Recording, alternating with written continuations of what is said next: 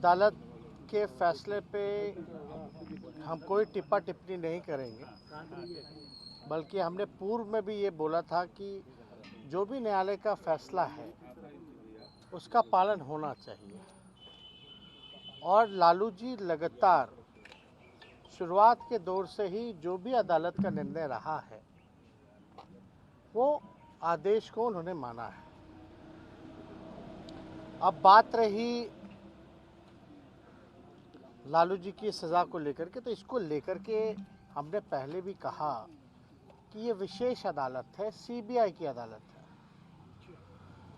और ये this is not the last judgment, ये कोई अंतिम फैसला नहीं है।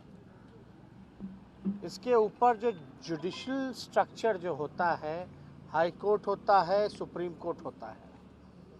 हम लोग लगातार इस बात को हम लोगों ने हाई कोर्ट में भी चैलेंज किया है और मुझे पूर्ण विश्वास है कि निचली अदालत का जो फैसला है हाई कोर्ट में बदल जाएगा। लालू जी के पक्ष में ये फैसला आएगा। अब 5वें मामले में सज़ा सुनाई गई है। सब में किसी में कुछ 3 साल, किसी में 5 साल, किसी में 7 साल, ये हम लोगों ने देखा है। लेकिन सीबीआई या ईडी या इनकम टैक्स जो इंस्टीट्यूशन हैं, उन लोग लगातार जो है एक मामले को उन्होंने स्प्लिट किया।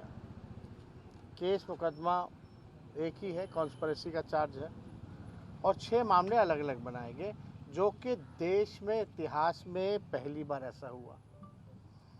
हम तो बोल रहे जब से आज़ादी हुई तब से ऐसा फैसला हुआ ही नहीं कभी, फिर भी हम लोग जो आदेश का पालन हम लोग करते हैं। लेकिन आप ये देखिएगा कि आज़ादी से अब तक चारा घोटाला, हम कहते कि अब तो सज़ा हो गई, भूल जाइए। और घोटाले कौन कौन से भाई? कितने घोटाले हुए देश में? अरे देश की छोड़िए, बिहार में बताइए कि उसके बाद से कोई घोटाला ही नहीं हुआ क्या? लगभग 80 घोटाले हो गए। Where is CBI? कहाँ है सीबीआई? कहाँ है ईडी और कहाँ है इनकम टैक्स और इंटरपोल? एनआईए कहाँ है? हम तो पूछना चाहते कहाँ है भाई? कितनी तेजी! और देश में केवल एक ही नेता, एक ही घोटाला। गजब की एजेंसी है भाई, पीठ थपथपा रही है। ये तो तोता का काम करती है, इसमें तो हमको बोलने की जरूरत नहीं है। लालू जी थोड़े से क्या सक्रिय हुए बेचारे। आप सब लोग जान रहे हैं कि तबीयत उनकी खराब थी, है भी।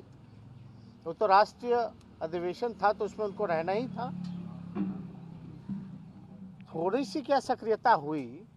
अब तो 24 का ज़्यादा दिन चुनाव का बचा है नहीं ना, तैयारी तो अभी से शुरू है। यूपी चुनाव के बाद लोकसभा की तैयारी हो जाएगी, तो थोड़ी सी सक्रियता आती है। और सीबीआई जो है विजय माल्या जी को भूल जाती है, नीरव मोदी जी को भूल जाती है, ललित मोदी जी को भूल जाती है, मेहुल चौकसी भाई को भूल जाती है। कुछ दिन पहले 23,000 करोड़ रुपए लेकर के भागे, उनको भूल गई। अरे ये देश से कैसे बाहर चले गए? हमको हनीमून पे जाना था, मेरे लिए लुकआउट नोटिस था।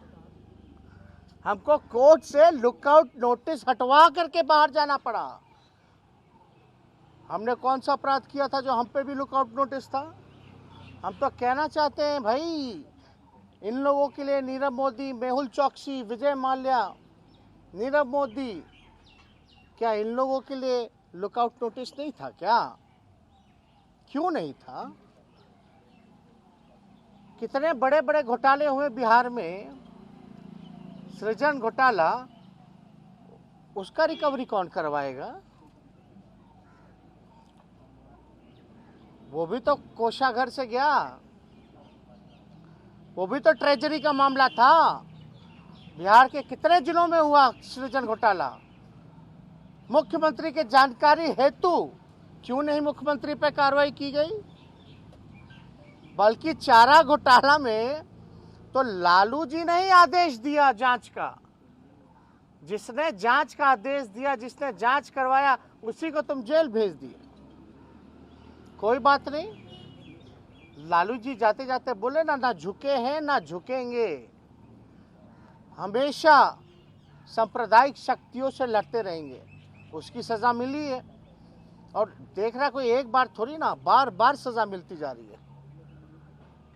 लोग को लग रहा भाई किस बात का बार बार एक ही आदमी पे सजा सुनाई जा रही है, और जो यहाँ 80 घोटाला करके बैठा है, सृजन महाघोटाला महापाप करके बैठा बालिका गृह वाला, उन लोगों पे कोई कार्रवाई नहीं होती। तो भाई हम मेरे अगर ट्विटर पे जाइएगा तो पहला ही टैग्ड है एक ट्वीट, थोड़ा पढ़ लीजिएगा। आज भाजपा के खिलाफ, सांप्रदायिक शक्तियों के खिलाफ देश में कोई नेता नहीं बोलता है जहां लालू जी बोल रहे हैं, लड़ रहे हैं। अगर बीजेपी से हाथ मिला लेते लालू जी तो शायद राजा हरिश्चंद्र कहलाते। आज भाजपा और आरएसएस इन लोगों से लड़ाई लड़ रहे हैं तो भाई सजा काट रहे हैं। तो लालू जी डरने वाले हैं क्या, या हम लोग कोई डरने वाले हैं क्या? लालू जी का साथ जो हो रहा है देश की जनता और बिहार की जनता देख रही है। लालू जी के साथ जो हो रहा है वो यूपी में भी, यूपी की जनता जो है बीजेपी पर वार करने का काम करेगी, वोट का चोट देने का काम करेगी। लोग को लगता है कि लालू जी को जेल भेज देने से लालू जी कमजोर हो जाएंगे, पार्टी नस्तानाबूद हो जाएगी। बिहार की सबसे बड़ी पार्टी निकल के आई, आरजेडी सरकार बना चुके थे महागठबंधन। ये तो कुछ बेईमानी कर करके इन लोग आ गए थे। तो लालू जी तो और मजबूत हुए, पार्टी मजबूत हुई, और लालू जी का एक एक सिपाही आने वाले समय में बीजेपी और आरएसएस को बिहार की धरती से और नीतीश कुमार जी जैसे बेईमान नेता को खत्म करके, खत्म मतलब पॉलिटिकली खत्म करके ही सांस लेकर के जो है वो काम करेगा। ये चुनौती है जो देश के लिए,